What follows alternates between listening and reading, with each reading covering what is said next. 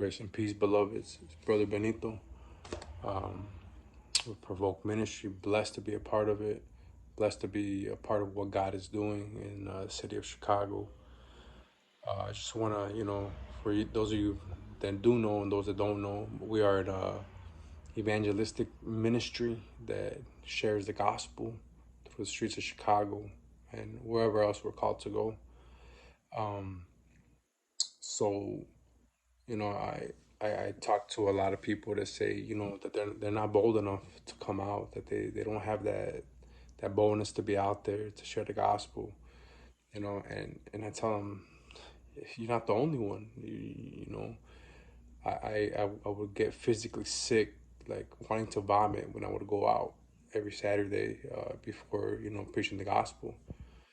Then me and my wife would pray, and you know we're moving in the spirit, and all that would go away once we started sharing the gospel, because I didn't get the boldness for myself. Neither did my other brothers and sisters that come out with us. It's not their boldness. I just want you to know that. It's the boldness because we have the gospel. We have the message from the King that has given us his message to go into the prisons, to proclaim it to the captives, and to set them free with the gospel of Jesus Christ. That's what we've been given, and that's where the boldness comes in. If it was my words, I wouldn't be bold, because in my past, I would have used violence to push my message, and that's how the message would have gotten pushed. But now I don't live that, praise God. So we have the message that the King has called us to serve him, right?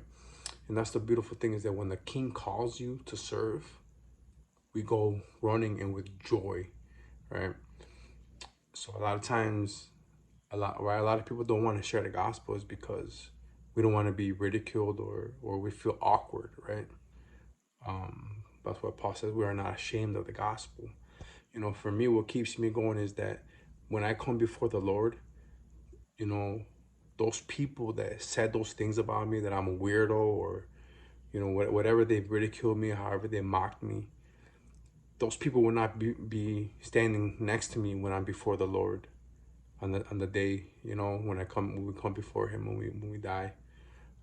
This is going to be me and the Lord, and that's what I strive. I strive for to what God thinks of me, not what man thinks of me. And I really hope this encourages you not to be afraid to share the gospel. Don't be afraid.